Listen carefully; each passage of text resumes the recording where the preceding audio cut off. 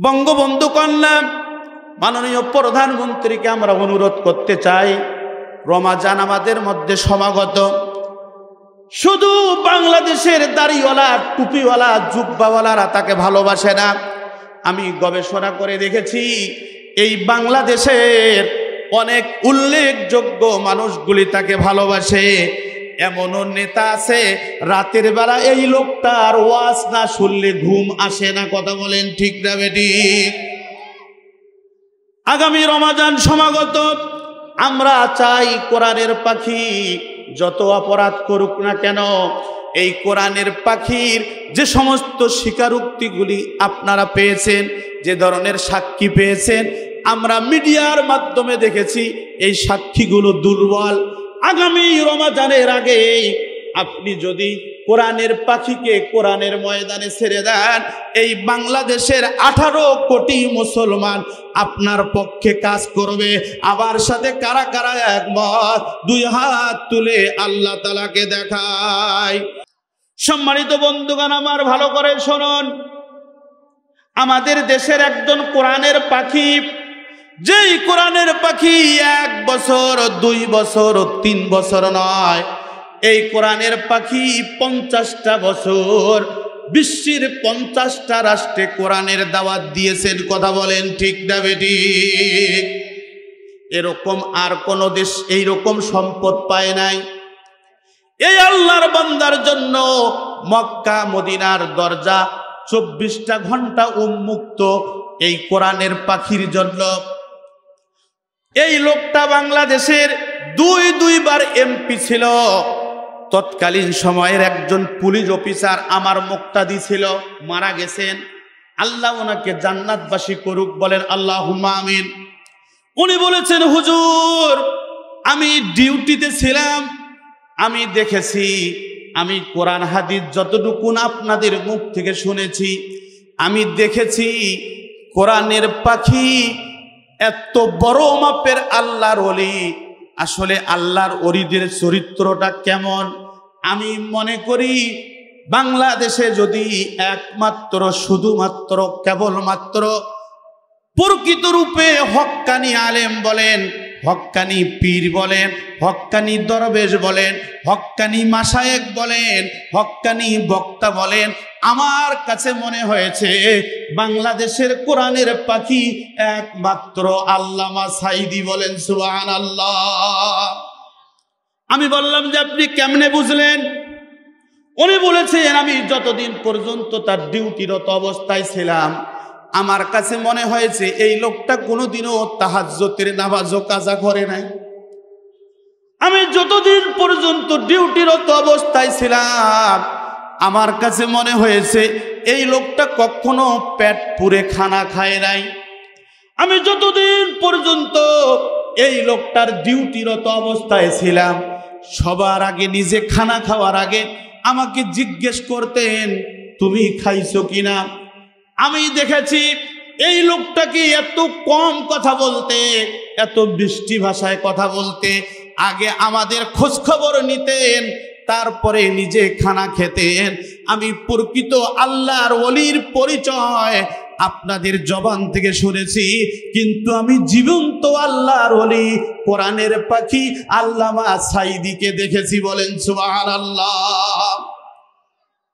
একটু মনোযোগ দিয়ে চিন্তা করুন।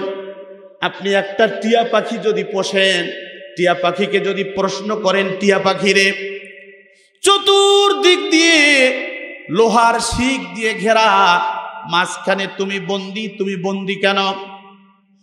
ওই টিয়া পাখি বলবে আমার ঠোঁটটা সুন্দর, এই জন্য আমাকে বন্দি করে রাখা হয় নাই।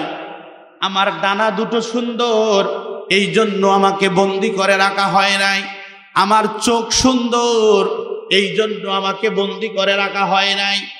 আমি এত সুন্দর পাখি, আমার চেয়ে আরো সুন্দর সুন্দর পাখি আছে, আমাকে বন্দি করে রাখা হয়েছে একটাই মাত্র আমার অপরাধ, আমি মানুষের মতো করে টিয়া কথা বলতে পারি। আজকে আমি গোটা বিশ্বের সমস্ত মুসলিম উম্মাহকে বলতে চাই, যেই মানুষটার হাতে হাজার হাজার বিধর্মী মুসলমান হয়েছে, যে মানুষটার ব্যাপারে প্রশাসনের ভাইয়েরা পর্যন্ত স্বীকারোক্তি দিয়েছে বিশ্ব ওলি হচ্ছে কোরআনের পাখি, এই মানুষটার কথা শুনে হাজার হাজার বিধর্মী পতাকার ছায়াতলে জায়গা নিয়েছে।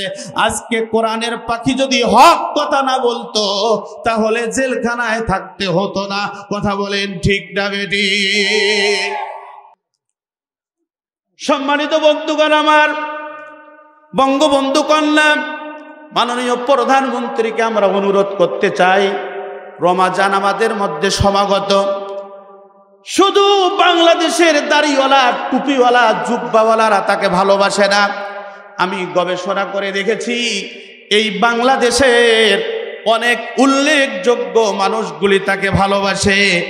এমনও নেতা আছে রাতের বেলা এই লোকটার ওয়াজ না শুনলে ঘুম আসে না। কথা বলেন ঠিক না বেটি?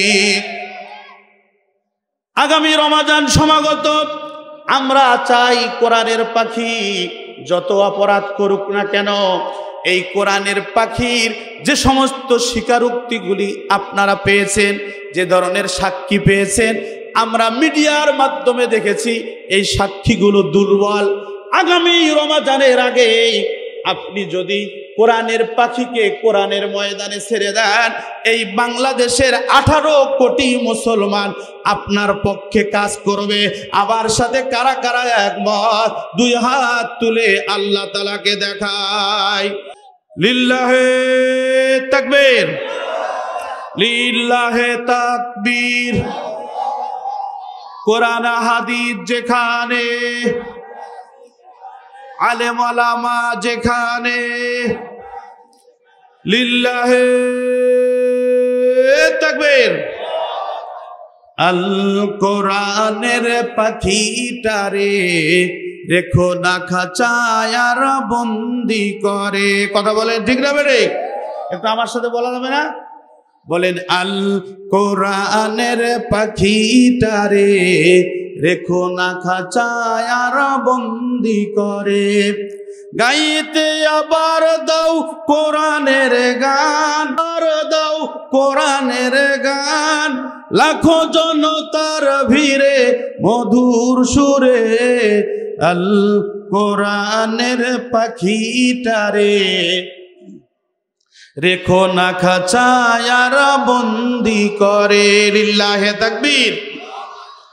গায়ে সেই পাখি কোরআনের গান, মুগ্ধ হয়ে আনে কাফের ঈমান। কথা বলেন ঠিক না বেটে? গায়ে সেই পাখি কোরআনের গান, মুগ্ধ হয়ে আনে কাফের ঈমান। লাখো মুমিনের হৃদয় কাঁদে, লাখো মুমিনের হৃদয় কাঁদে, একবার তার দেখার তরে। আল কোরআনের পাখিটারে রেখো না খাঁচায় আর বন্দি করে। লিল্লাহে তাকবীর।